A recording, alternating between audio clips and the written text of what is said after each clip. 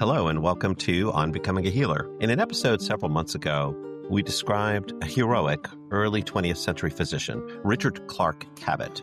But there was one story he shared in an interview late in his life in the 1930s that he didn't want known until after his death. Many years before, in the 1890s, his brother was suffering from diabetes, type 1, and it was entirely incurable. A decision was made, one Dr. Cabot appears to have initiated, discussed with his parents, and to which his brother consented, to help his brother die. When a medical professional administers a medication or a treatment with the purpose of causing a death, typically at the request of the patient, it's usually called euthanasia. It's legal in at least 8 countries, including Canada. Last year, about 8% of the deaths in Quebec were from euthanasia. If a patient requests a prescription with the known purpose to cause their own death, that's usually called assisted suicide, and it's legal in 11 U.S. states and at least 12 countries, including Switzerland. And it's a Swiss program for assistance in dying that our guest for this podcast, Erica Baccus, and her husband, John, went to end his life. Ordinarily, in such a podcast, I turn it over to my co-host, Saul, for comment before we introduce our guest, and that will happen in a moment. But this is a sensitive topic, and I want to say this. I know that there are people around us, including among our listeners, who may be in distress, who may be thinking of taking their own lives, and I want to say up front that we really wish to understand Erica and John's story. We're deeply interested in it, and it's also the case that On Becoming a Healer doesn't want to inadvertently encourage people in distress to take their own lives. If you are in distress or you know somebody who is, please reach out to the resources that are there. The U.S.-based Suicide Prevention Lifeline is at 988, also findable online under searching for 988, or resources listed at the website for the American Foundation for Suicide Prevention, afsp.org. Okay, now that I've said that, let me ask my co-host and friend, Dr. Saul Weiner, why we felt this topic might fit into our podcast. Yeah, so Stefan, as you know, you and I had been talking about doing an episode on unassisted dying. By the way, there are a number of terms for this. Assisted dying is kind of one term that is pretty short and easy to use. People say medical assistance in dying. They say voluntary assisted dying and so forth. You and I had talked about doing this. Of course, I'm aware you've been leading a national study on suicide in people suffering from chronic pain and related opioid withdrawal. And then you happened to see an article in The Atlantic with the title, Canada is Killing Itself. It's now become, since 2016, by far, in a way, the country where the most medical assistance in dying, MAID as they call it, occurs.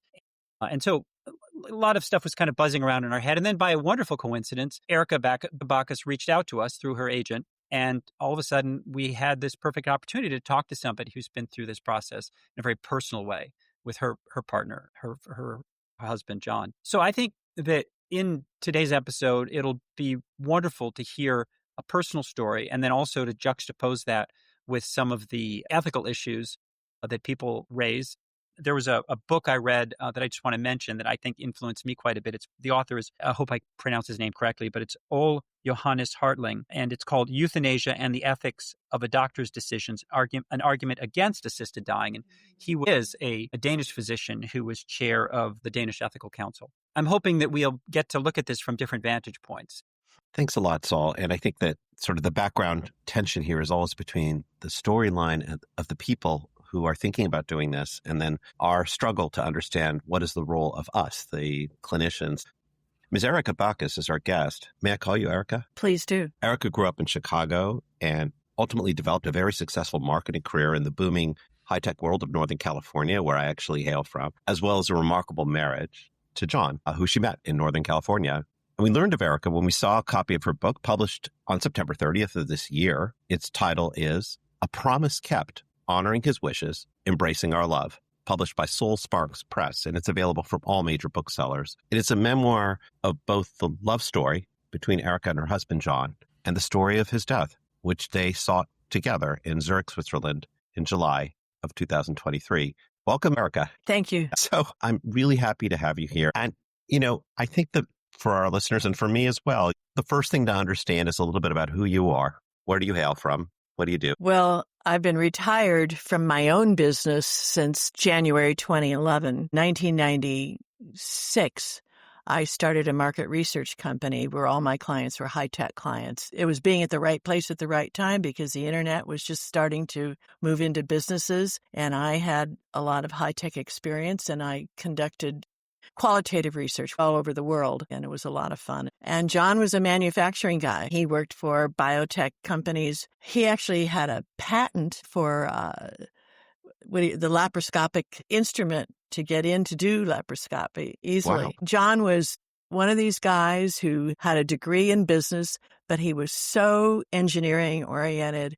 So we were married for 41 years. I call it a magical marriage. And we were just a couple who never quit being in love. Mm. The story is about my husband having Alzheimer's and Yes. his wish to not live to the brutal end of that disease. Right. And my mother had early onset Alzheimer's. Yes. So I knew a little bit about what that was like. And I sort of figured if anybody was going to get dementia, it would be me, that I might have the gene. Here I am now 81 years old, and so far, so good. John had nothing in his family to indicate that this would happen to him. And it's just a random, unlucky thing that he was hit with Alzheimer's. In your book, you describe, I think, the first hint of trouble in 2017. You were taking a trip, maybe in Budapest. Something happened. We were, we had been in Budapest, but we were in Vienna at the time. John was using a paper map to find our way back from wherever we had been touring to go back to our hotel. I watched him standing there, turning this map 90 degrees at a time and thinking, what is going on here? And I asked him, I said, are you okay? What's wrong? And he said, I'm fine. I'll find it. And he got very agitated about not knowing how to read the map. And finally, I took out my iPhone and got us walking directions back to the hotel. And when we got back to the hotel, he was very irritated with me. Yeah. And it was also weird. It was just so different. The behavior was different. What was happening was different. And I thought, I don't know what's going on. And at the same time, I started thinking about, he didn't remember what we did yesterday. And then it was like I would tell him what we're going to do tomorrow, what the itinerary was, and then he would have to ask me again. Yeah. And I thought, but then when we got home, he went totally back to normal. And I just thought, you know what? I'm just going to stick my head in the sand, and I don't want to deal with this. This isn't happening. Yeah. This isn't happening. And he's fine. Sure. And then he wasn't. Yeah. It emerges over the course of your book that there's a few years in there where you're living with a change that is slow and sometimes ignorable, and life still has wonderful things to it. And then a diagnosis is made. I think it's 2020. Strange year. Yeah, a very strange year. It's the middle of a pandemic, maybe. I don't know if you went to UCSF, is it? Yeah, we're patients of UCSF. So we had an appointment with our primary care doctor. We both had an appointment together. And John, without me knowing he was going to do it, told the primary care doctor that he was concerned about his memory. And so the doctor said, okay, let's do a little test here. He aced it. And this was in 2019, December. And the doctor said, well, John, you seem fine to me, but if you're still concerned, I'm going to put a referral in for you. So the end of the year starts rolling around, and I'm noticing more and more that John is not remembering. So I asked him if it would be okay if I would make an appointment with the UCSF Aging and Memory Center. Mm-hmm. And he gave me permission, so I made the appointment. And January 24th, 2020, we had the appointment. And previous to the appointment, he had a brain scan, which they had access to when we arrived. So you went through, I think, as I recall, probably a whole day evaluation with a lot of discussions, a lot of work. And at the end of all this, they just tell you straight out, this is Alzheimer's, or do they say this is a condition? What did they say? It was an 8-hour exam with multiple doctors.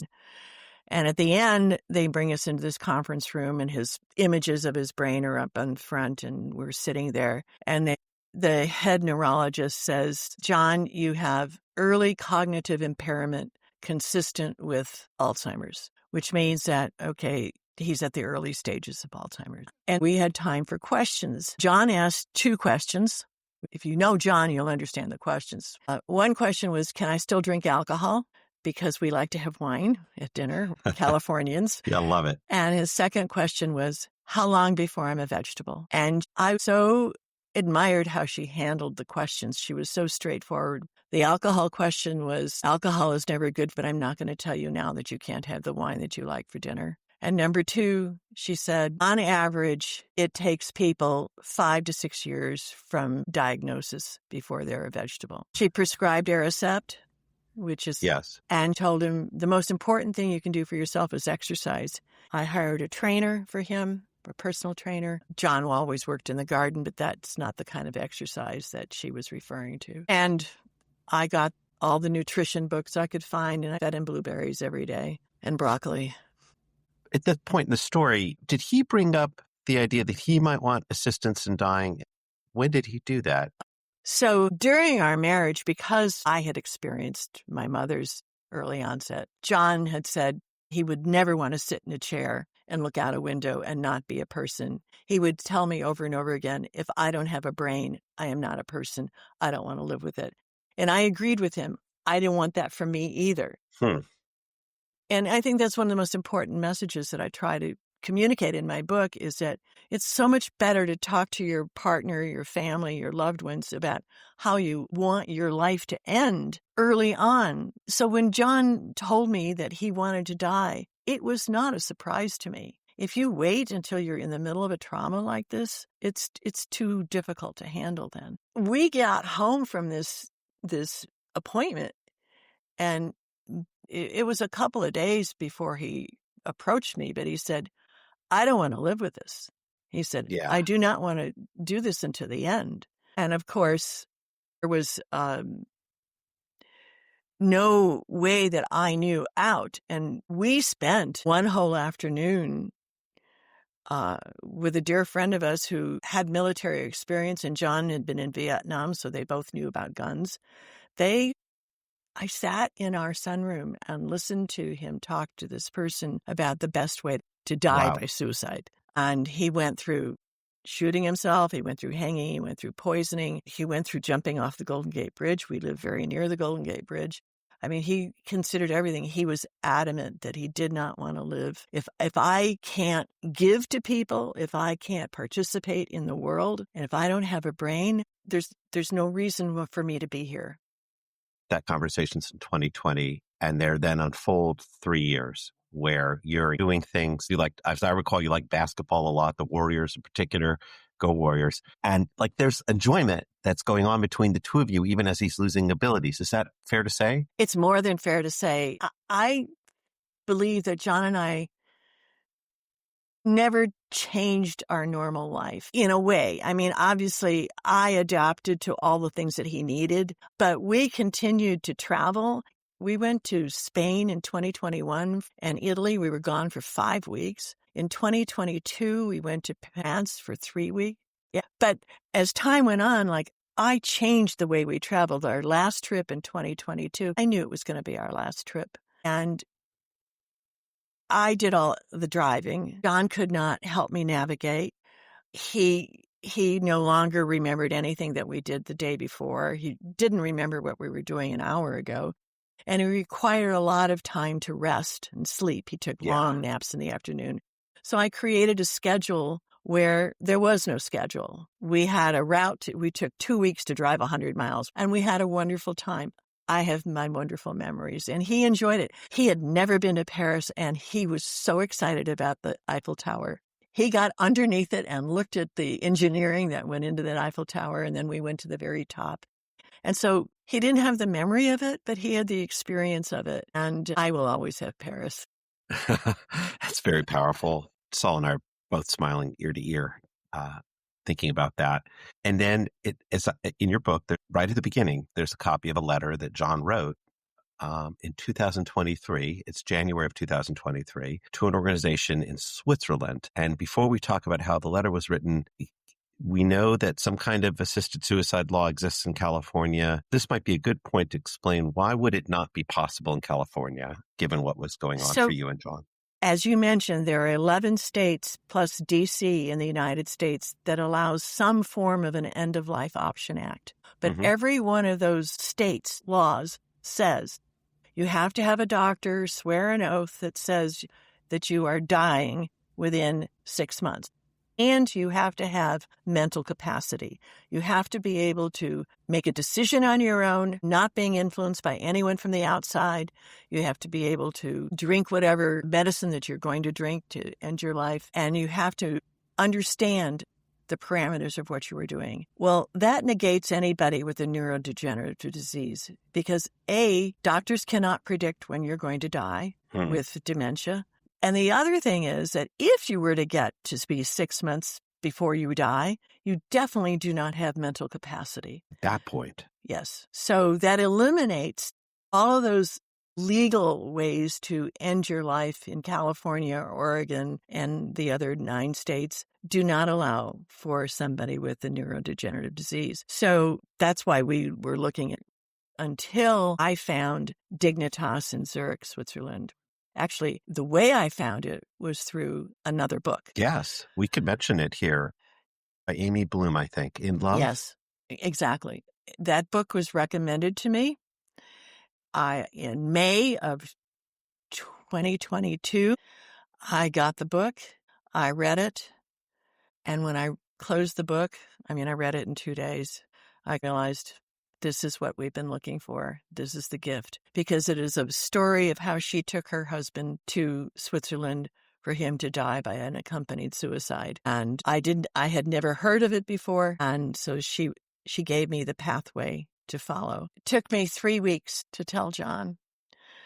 It was really hard for me to acknowledge that while this was a gift, it was also that meant that he would die. And secondly, if I told him on a good day, I didn't want to ruin a good day for him. He had good days and bad days. And if it was a bad day, I knew he wouldn't be able to process the information at all. So finally, after about 3 weeks, I said, okay, I just have to face this. And I sat him down and said, honey, we have to talk. And I told him he couldn't read a book anymore by this point. I said, I read this book, and I explained to him what I read, and he had questions about how it worked and what would he do and how did it work. And I explained to him that it was painless and it was fast and it was with dignity and it was what he wanted. And he said, all right, let's do this. But that's a year before. And I think people are going to be thinking, okay, so he has a neurodegenerative disease. Does he remember this conversation, this possibility? Over the months that followed, was it your sense that he did remember that this was an option? Because he never forgot in the beginning, right, it's not a complete loss of memory. No. At the beginning of your book, there's a letter written. It's called John's letter. I guess I have to ask. And you ask, how could he write so eloquently? It's dated January 30th, 2023. It begins, Dear Sir, I'm writing to you today to formally request Dignitas to prepare an accompanied suicide for me. I'm currently suffering from Alzheimer's.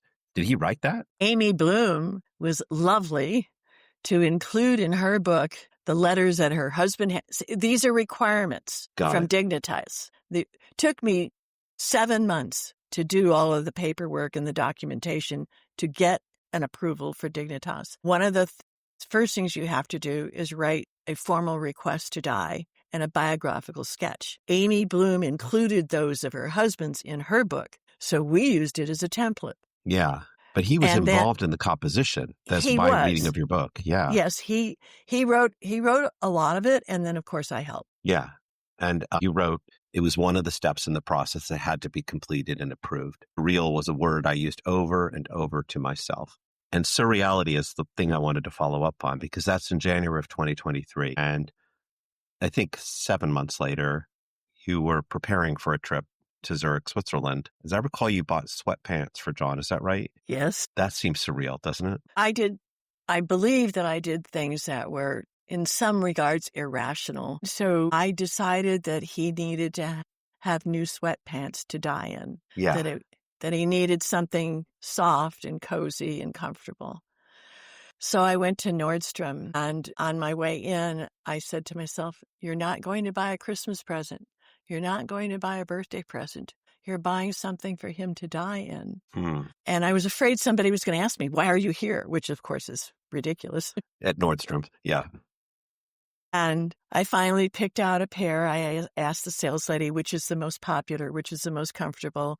I touched everything to make sure that this was soft and cozy and brought them home. And the really weird thing is that I was so careful about how I was folding these and putting these away. And then when it came time to leave, John was taking everything that he needed in a backpack, and I took these carefully folded, beautiful sweatpants and just stuffed them into the backpack. You had it for Zurich. But I want to clarify something. While I got the book in May of 2022, John and I had decided that we were not going to do anything about Switzerland until August. Yeah. Because we wanted to appreciate the summer plans that we had made. Our oldest grandson was graduating high school, and we had people to see, and we were going to Lake Tahoe for our summer 4th of July. And I felt like we had that amount of time that we could do that. Yeah. So in August, I started the process. And it was many months of back and forth, too. Yeah. Crucially, it sounds to me like, from what I could read, Dignitas is prepared to receive people when they arrive in Switzerland, but they want to see a lot of advance work to be assured that they know that both what the situation is, and also when you finally got there, they had to verify that John was John, as I recall. You went to Switzerland. You didn't stay in the heart of Zurich, as I recall. You were in a little bit of an outlying suburb. Is that right? Yeah. This is a chapter in my book that so hard for me to write. I asked for a list of hotels to stay in, and they sent me a list, and then I didn't know. And then I asked, well, which one do you recommend? And this particular hotel was one of the ones they recommended. And what I did not realize was that it was 20 minutes outside of Zurich. And so we were in the Swiss Alps were in front of us, and Lake Zurich was right there. But there were no people around. It was an isolated rural area with cows outside. Yeah. Bells around its neck. So that's where we stayed. Yeah. There's a point at which a police officer came over. Can you describe that? So I didn't really know what was going to happen when we got there. The one thing I did know was that he would be seen by a psychiatrist in Switzerland to give the final approval. Okay. So we knew that was going to happen. But we get to this house the day he's going to die, and we are greeted by these two ladies that work for Dignitas. They are not medical people in any way, shape, or form, but they manage the whole end-of-life process. And the first thing you do is you sit in this kitchen area at a kitchen table, and the lady explains that John is going to have to take an antiemetic, which is an anti-nausea drug, and that takes half an hour to work. And then she says, and also, I've called the police. They should be here in about 5 minutes. And I said, what? Why is the police coming? And she said, we need to make sure that John is John, and they will be asking to see his passport and his driver's license to match his face to the documents. Yeah. And the Swiss efficiency, 5 minutes later, there were the police. They walk into the kitchen area and they say, who am I talking to? And John says, me. And I gave him the passport. John gave him the driver's license he still had. He looks at John and he says, okay, thank you, turns around and walks out. Wow. He then, as I recall, goes into a bedroom. The way the house is set up, and she explained it to us, we were in this kitchen area, and then there is a big room, and she said, there's a hospital bed, there's a reclining chair, and then there was another sofa or something. And she said, you can choose where you want to be. And I said immediately, I want to be in bed with John. I want to cuddle with John. And she said, in that case, I recommend you take the hospital bed. And after he drank the antiemetic, you waited half an hour. We sat around the kitchen table, and my son was there, and he was there for the sole purpose of escorting me home. He was not going to witness the death, but he was sitting in the kitchen with us, and we were just chatting. I don't know what we talked about. It was nothing important. And after half an hour, she said, well, the drug is effective now. You can wait a while, or you can do it now. What would you like to do? And John says, well, let's go. And so my son got up and walked into another room that was behind closed doors somewhere. And John got into this hospital bed, and I got into bed with him, and he put his arms around me. Do you want me to go on? Yeah, I think so. She explained to him, the lady was sitting on his side of the bed in a chair, and she said, the drink that you're going to drink is very bitter, and I have Swiss chocolates for you here to take away the taste if you'd like. And by the way, what he was drinking was sodium pentobarbital, 5 times the lethal dose. John has his arm around me, and I'm, cuddled up with him. And, he took a sip and he said, "Oh my God, this is the worst tasting thing I've ever had in my life. Is this the last thing I'm going to drink before I die?" And she said, "I told you I have chocolates here." The chocolate. And he reached over into her hands and he took a handful of those chocolates and stuffed them into his mouth. And then he drank the whole drink. And he laid down and we were spooned. And within 3 minutes, I felt his arm drop and I turned my body around to look at him and he was gone. I sat up and felt his heart. And I didn't feel anything. And I asked the lady, I said, do you have a stethoscope here? No stethoscope. And I said, well, I need to prove that he's dead. And she said, he had 5 times the lethal dose. He's dead. I said, I don't care. I need to prove it. And she said, I have a pen light. And I said, okay. I come from a medical family, so I knew what a pen light was. There were lots of doctors in your family. Yes.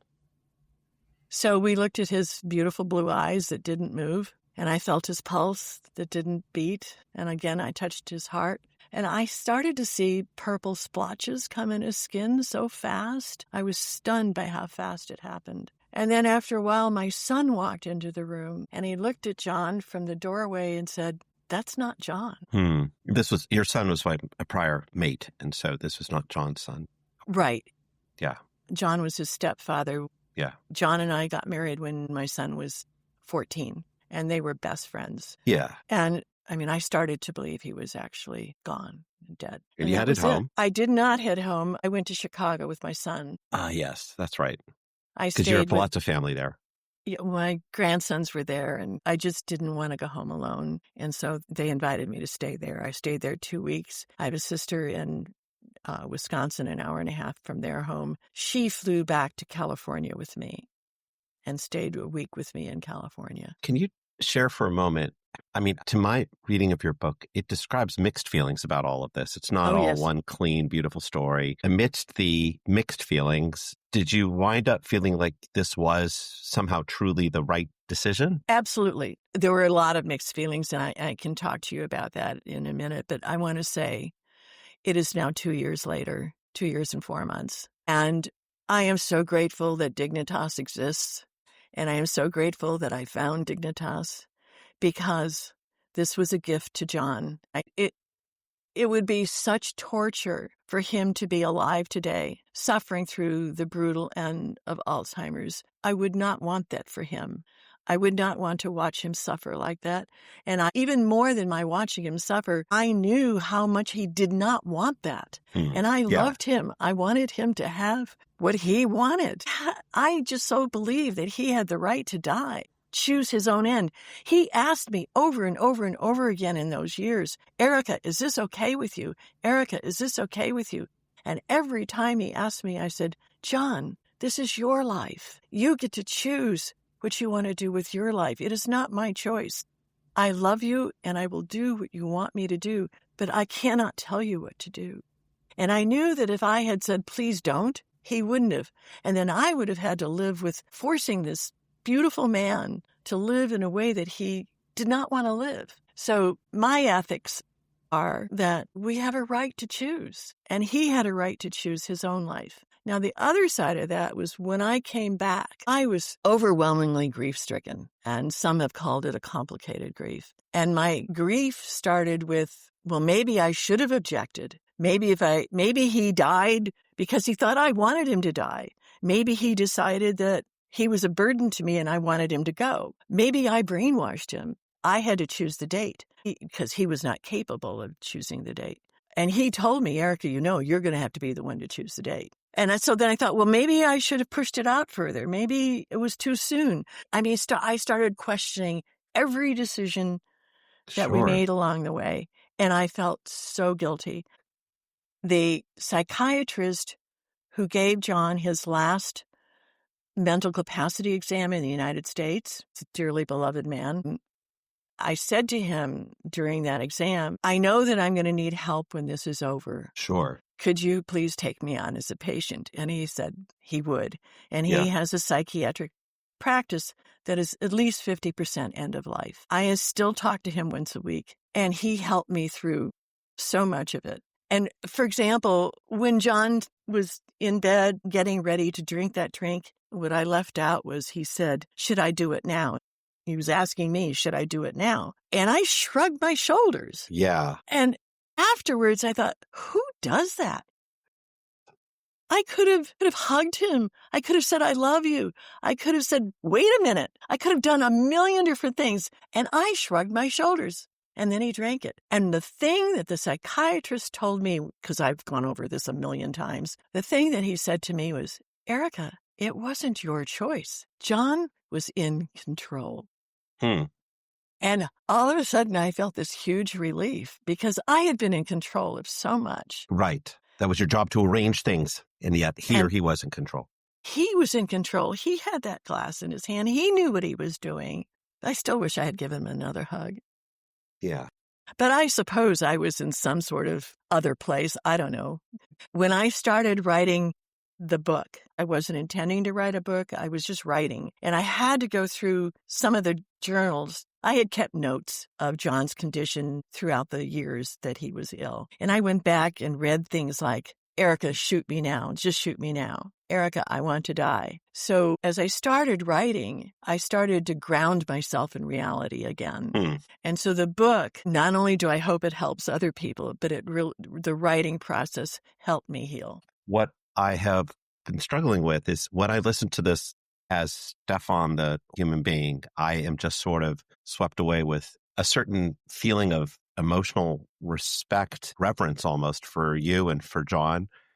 And then there's this other part of me that's the doctor part, which is thinking, what does it mean for doctors, medical doctors in the United States or Canada to become the provisioners, as it's called in Canada, of this same service? And then there's a real lurch of discomfort. And I wonder, just from your point of view, you went to an organization specialized in this in Switzerland. You've dealt with the American medical profession. If Aetna and Blue Cross Blue Shield and Cigna got together and said, we want to make sure this is available, would that be something you want? Would you trust that we would do it right? My answer to that is I have such respect for Dignitas because they had so many rules and so many provisions that we had to follow.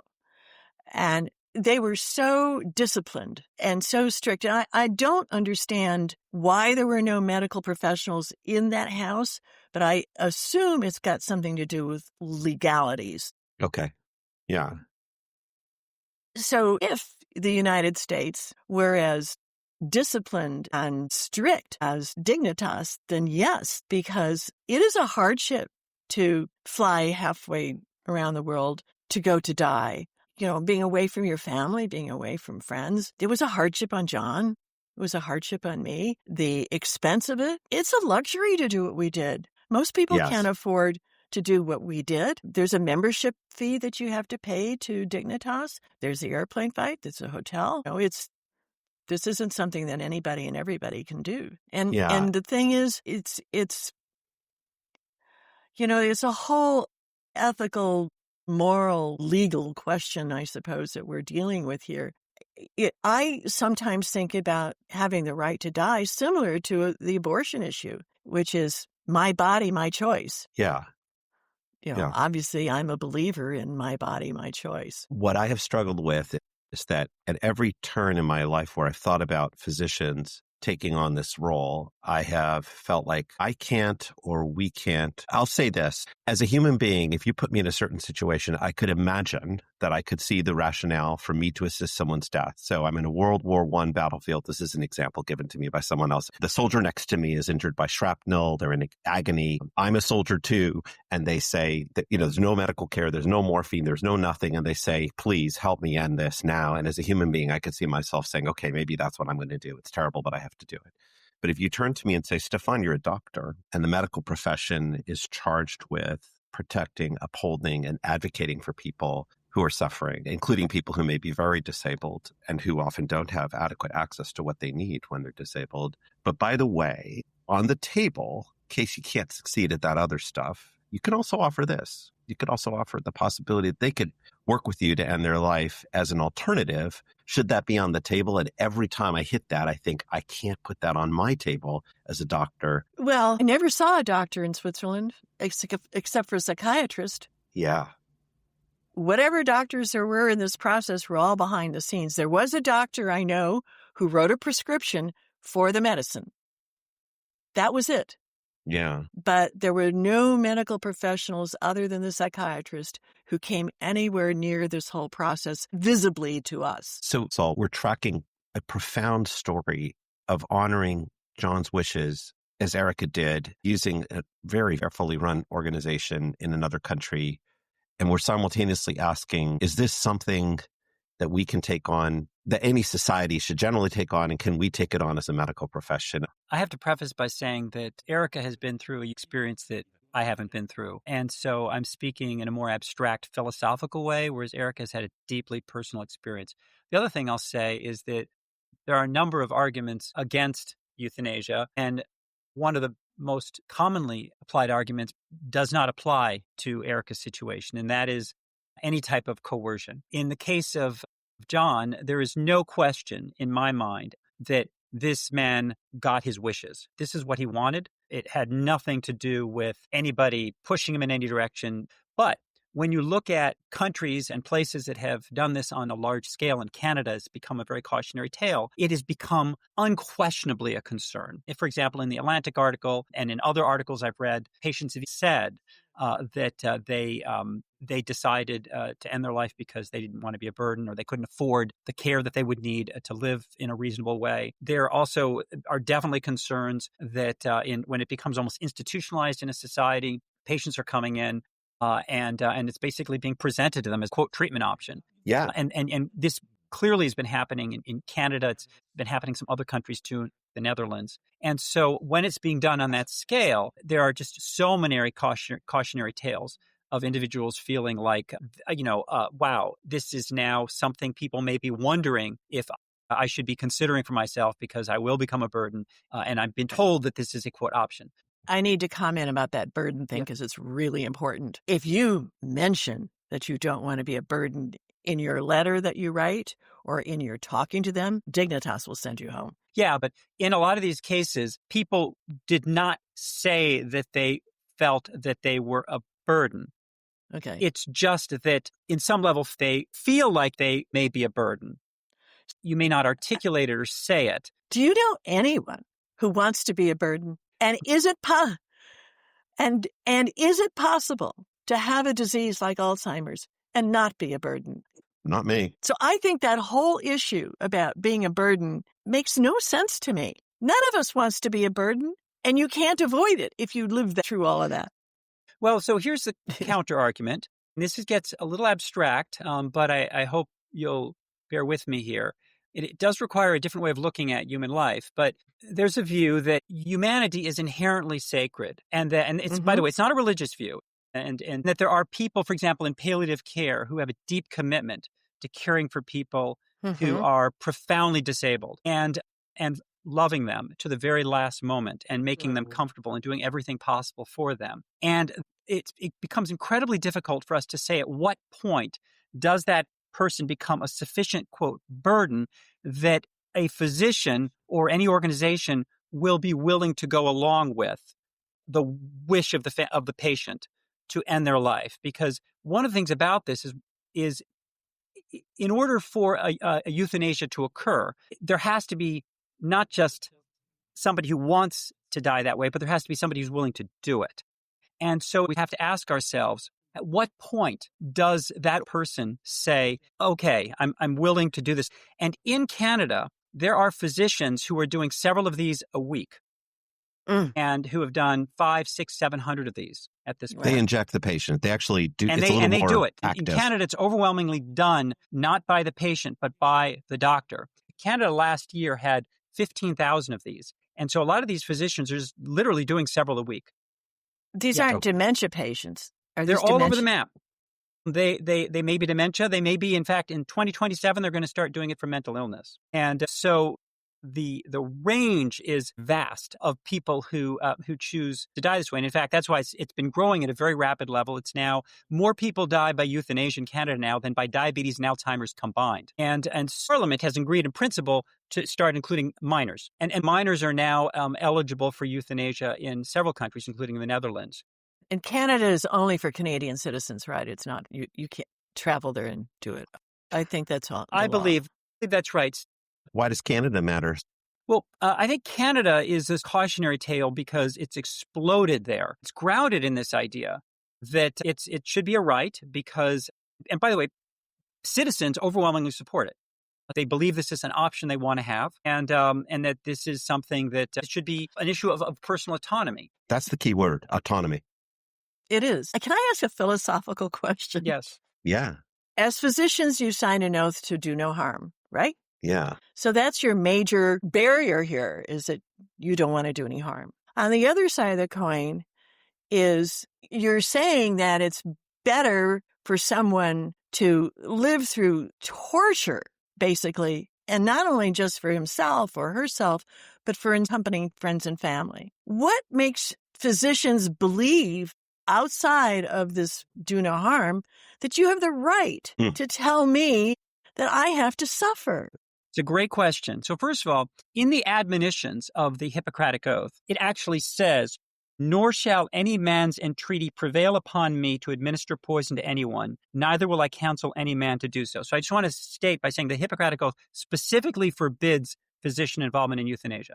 So that doesn't mean we have to go with Hippocratic Oath. We don't. We got rid of other provisions. We got provisions. So I just want to start with that. It's a foundation. I like it. But then you asked this question about suffering. So there's a concept that distinguishes between passive euthanasia and active euthanasia. Passive euthanasia is the withholding of, for example, nutrition, antibiotics, and so forth, when a person has a condition and they say, I wouldn't want anything done to prolong my life.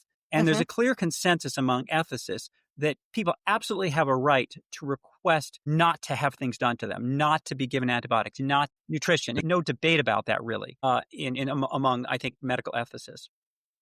They make a very clear distinction, though, between the right to refuse and the right to demand a specific service. In this case, it's somebody will kill you. And I think that's a very important line that distinguishes passive from active euthanasia from the standpoint of the person who is doing it, which in this case would be a physician. In Canada, would be a physician.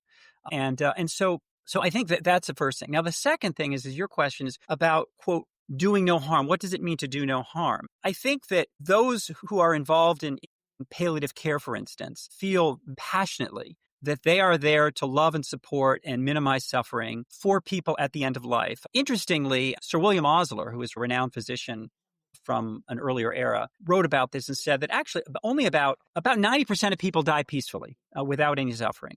And I don't know if that statistic is exactly right. So fortunately, most of us will die without a lot of suffering, but there is a small portion of us who will need some sort of relief of that suffering. And the suffering, by the way, associated with euthanasia is usually not physical suffering. Physical suffering actually is quite treatable, with narcotics and other methods.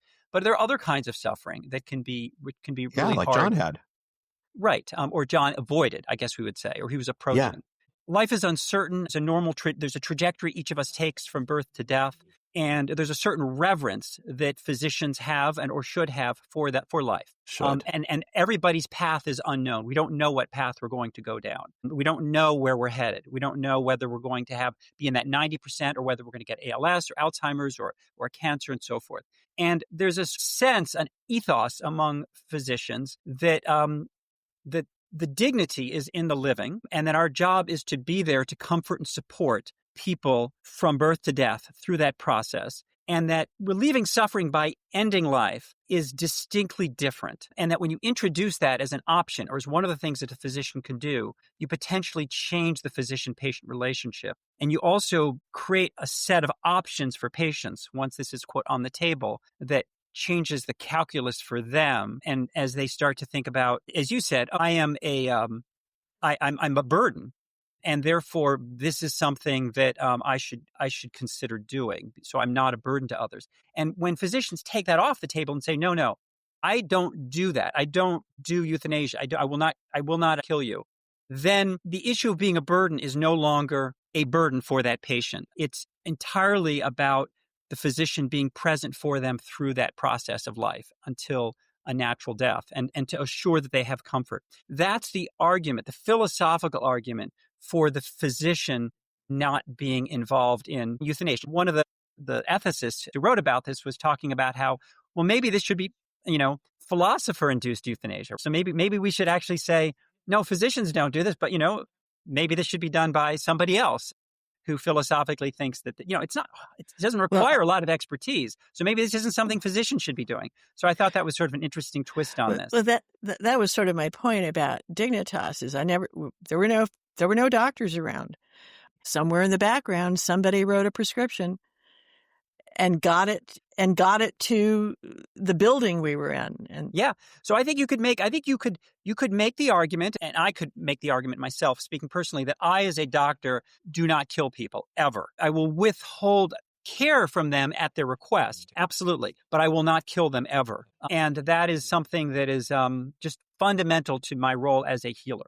But now, you could have another profession do it. Perhaps. But then I think you've relieved some of the ethical arguments against it, which is the role of a physician. Well, I'll switch sides now. Yeah.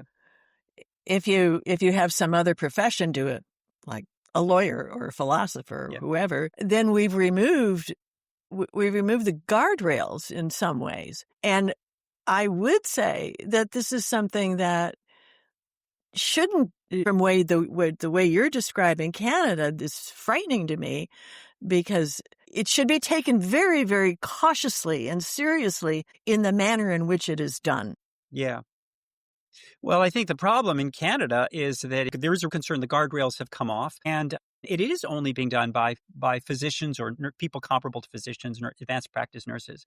And so clearly they're not doing a good job of keeping guardrails on, if you want to look at it from that standpoint. So I think that as we start to look at these different ethical components to it, one issue is, should healthcare professionals be the ones doing it? And if the argument is yes, because they protect the guardrails, clearly that's not adequate to the guardrails because of what we're seeing happen in Canada. I think Dr. Hartling in his book said that when he actually did talk to some philosophers who were strong advocates for euthanasia, he said, well, how would you feel if we just had you do it? And they were horrified. They're like, no, we're not going to do it. They don't want to do it. And he talked about another physician who was practicing in a place where a family member had said, look, my loved one really wants this. Will you do it? And the physician said no, and the person kept asking, and then they said, I'll tell you what, I will leave the room, and there's a pillow over there, and you can use that pillow and put it over their face and hold it for a couple of minutes, and that'll do it, and I won't tell anyone. And the family member was like, no, I'm not going to do that. That's horrifying. No, it's impossible. But what Dr. Hartling tells that story for is he basically says, this is not something anyone wants to do, and so that should give us pause as we reflect on this really challenging dimension of addressing suffering through this particular approach. I wrote in my story that I kept waiting for approvals that I didn't want to get. You had this ambivalence. You couldn't. How could you not? How could you be one purpose at those moments? Now, one question I have for you, Erica, is can you imagine a situation where John thought about his life differently and said, look, part of being human is that we don't know what deck of cards we're going to get. And the deck of cards that God is not a great deck of cards. I'm going to have this progressive dementia, and I'm going to become what he calls a vegetable. But I'm going to actually take away that word because the word has negative connotations. I'm simply going to lose my faculties. I'm going to become increasingly dependent. I'm going to become increasingly unaware of who's around me, increasingly disoriented, increasingly in some inner world that I can't currently comprehend. I won't know who my wife is. I won't know who my children are. And at some point, I'll die from it. And during that time, I will be loved. I will be cared for. I will be a burden. And that's just the way it is. And that's part of the human experience. And so, and then we're going to create a society in which we do a much, much better job of loving and caring for people, no matter what deck of cards they get. And if they're poor, by the way, we're going to create a society where we're going to invest the resources such that that person gets the care and support and love they need until the end, no matter what that journey is, whether it's one where we have to control pain, or it's one where we're dealing with dementia, whatever it is, we're going to create a society where we care for people from birth to grave if they get a bad deck of cards. And by the way, some people are profoundly disabled from birth on, right? Mm-hmm. They used to lock them up in institutions. So the philosophy that I'm kind of trying to introduce here is one where we think that all human life has dignity. You're never a vegetable. And there's no loss of dignity just because you are pooping in your pants and you don't know who you are and so forth. That the dignity is inherent. And people who work in palliative care and the ones who are very committed to it cherish their patients through that process because they honor that the inherent dignity of life. And I'd love to get your thoughts about, and that's a different view than the one John had. So we were faced with that before I found Dignitas. And I told John, honey, I will take care of you. I will do everything I can to take care of you. And he said, well, there'll be a time where you won't be able to. And I said, I'll hire help. I'll get 24 round-the-clock help in the house. I don't care. I'll use our money. I don't care. And then I thought about, oh my God, what would happen if I died first? Which would have been very possible. I was 2 years older than John. I've had health issues. And then who's going to love him and take care of him? Sure, we've got kids and we have grandkids and we've got sisters and brothers-in-law and all that kind of stuff. You can't do that to your family, or I don't believe you can. And so then it would have been an institution. The way our institutions are today, that's not someplace that I would want to put somebody I loved. And then what you're saying is, when you're brain dead, you're dead, right? When you're brain dead, you're dead, yes. When you're brain dead, you're dead. Mm-hmm. So at the extreme time of Alzheimer's, I don't know what you call your brain at that point, but it's not working very well. Yep. So, my point being is this is a disease of the brain. Mm-hmm. This isn't cancer or heart disease or anything else. This is your brain. And if you can't use your brain, there's not much you can be. I mean, are you a life at that point? John's belief was he wasn't a life. Well, one of the challenges that you faced, which was profound, was this deciding on the date. And the reason this was so important, and I just want to make sure this is clear to people, is because if you waited too long and he got past that point where he could not demonstrate competence at the time of death, they wouldn't do the procedure. He had to show that he understood what he was doing and that it was his choice, not influenced by anybody else. So one of the things that Canada will do is let somebody in advance say that if I get to such and such, I want to be euthanized. And in so doing, we remove this brutal situation of having to pick a date. In other words, the problem you had, Eric, is that if you had waited too long, you could have gotten to a point where Dignitas would no longer be willing to do the procedure because he wouldn't be able to consent at the time. And so what Canada has said is, well, okay, so we will create a situation where the person is, when their faculties are fully intact, they've said, when I get to a certain point, that's when I want the euthanasia. Here's a problem with that. John would put on a blue shirt to go out to dinner. 10 minutes later, he took it off and had a red shirt on. He changed his mind.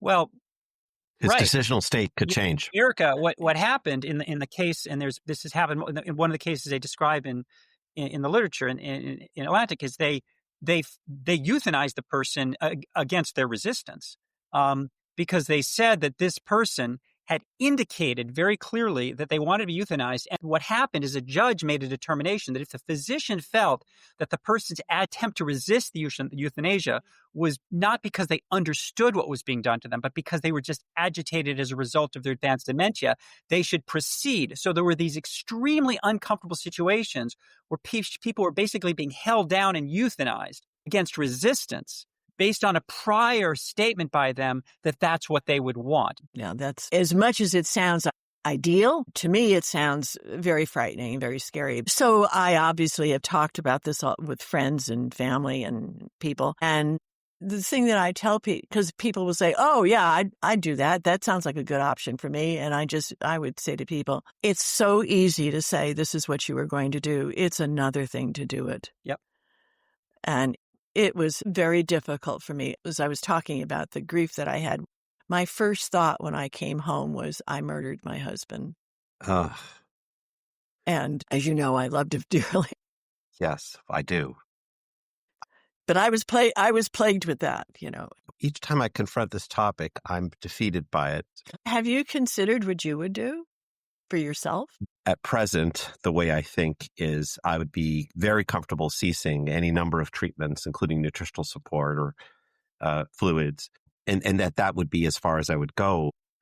And that I understand I may well impose on or cause real challenges for the people in my life in some way. In my mind, I've committed them. I hope they know that. If not, they're finding out by listening to this podcast. But I assume the same commitment for them. It's a really valid question to ask us. I think that for me, the question of what I would want for myself if I developed Alzheimer's is one set of questions. But there's another set of questions, which is the more philosophical issue of what do I think is appropriate for physicians to do, as thinking it from an ethical perspective. And secondly, how should a society honor its human life? And if we go back, Erica, to the scenario where you were kind of thinking about, wow, what happens if I die before he goes, and so forth. Let's suppose there had been no dignitas. Let's suppose there were really no pathways whatsoever, and you really didn't have any options but to just let the disease take its course.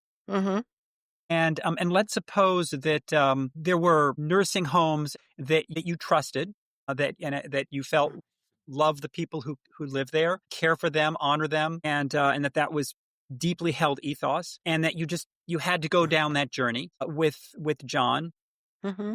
And hopefully you wouldn't have predeceased him. But if you did predecease him, you would know that your kids would have the option of putting him into a nursing home. Obviously, they could see him, they could be with him. All those who survived you would be available, but that he would get excellent care. He would be supported and so forth. That would just be the default path, right, in an ideal situation. Now imagine that we actually had a society that did that for everyone.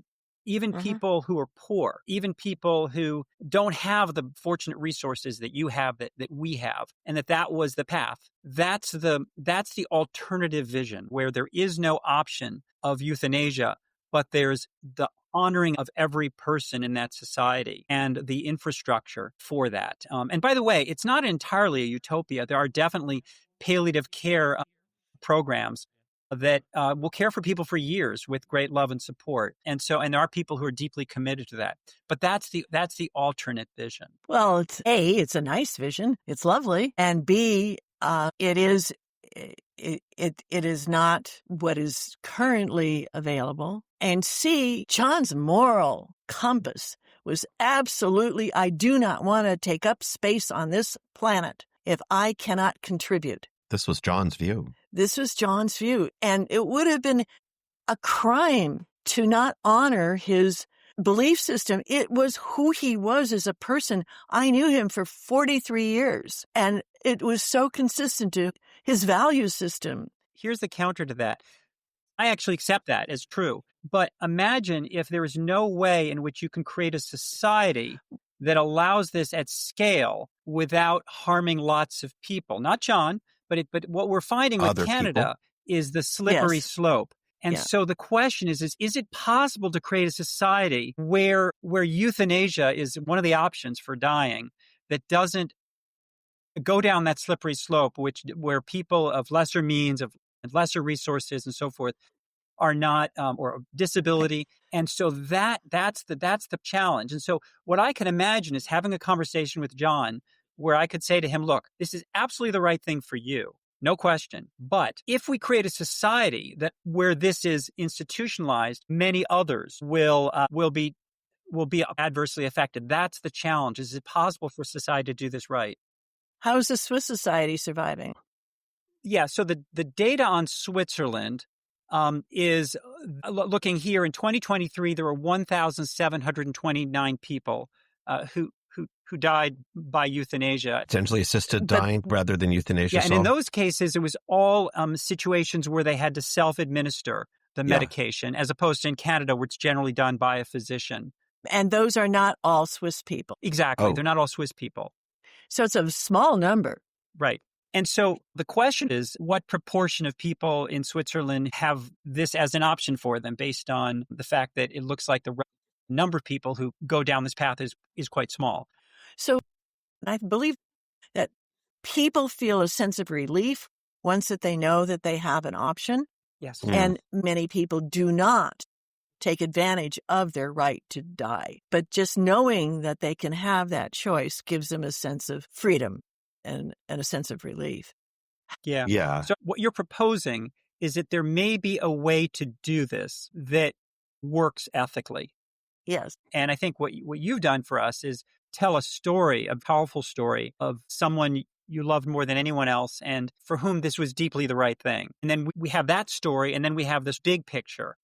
And the story I want to leave people with, just as a physician, is that for physicians, life is always sacred, that our focus is on comforting people, not ever killing them, and that's our sacred trust in our relationship with patients. So that's one thing I want to propose. And that as far as whether this is the right thing for a society or not, I'm just going to say that's above my pay grade. I'm going to say that, like, I ain't going to go there. But as a doctor, as a physician, I'm going to make the case from my standpoint that I'm a healer, and that I will be there for you. And I also want to take the case, and we've done this in many other episodes, that we fail at that all the time. Yeah, not just around euthanasia. That the physicians fail constantly to be there for their patients in so many ways. We fail every day as a profession. That's a huge issue.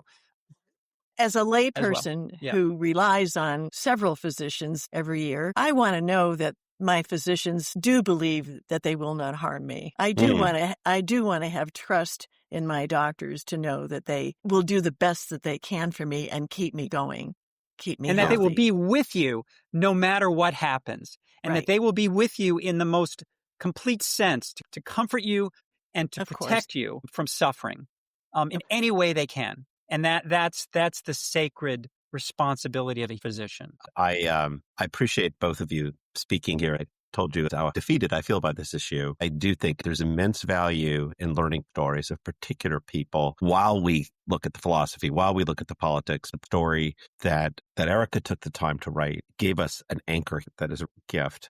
And I want to thank you for writing it down. The book, just for people to remember, is A Promise Kept: Honoring His Wishes, Embracing Our Love, published by Soul Sparks Press, written by Erica Baccus. And I'm thankful to you for being with us and for entertaining this difficult discussion, and to my co-host, Saul Wiener. Thanks. Yeah, Erica, I so appreciated this because you're so willing to be vulnerable, which is essential to telling a story this powerful and this important. And you're also willing to have a conversation that challenges some of the premises.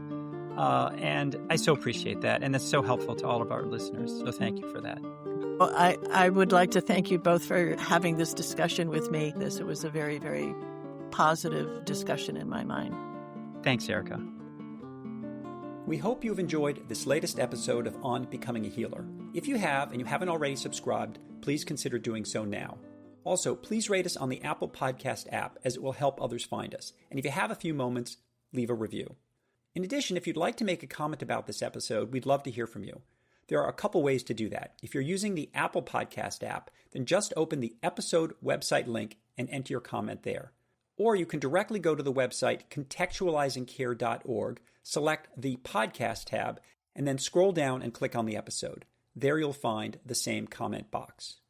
Finally, you can always reach us at onbecomingahealer@gmail.com.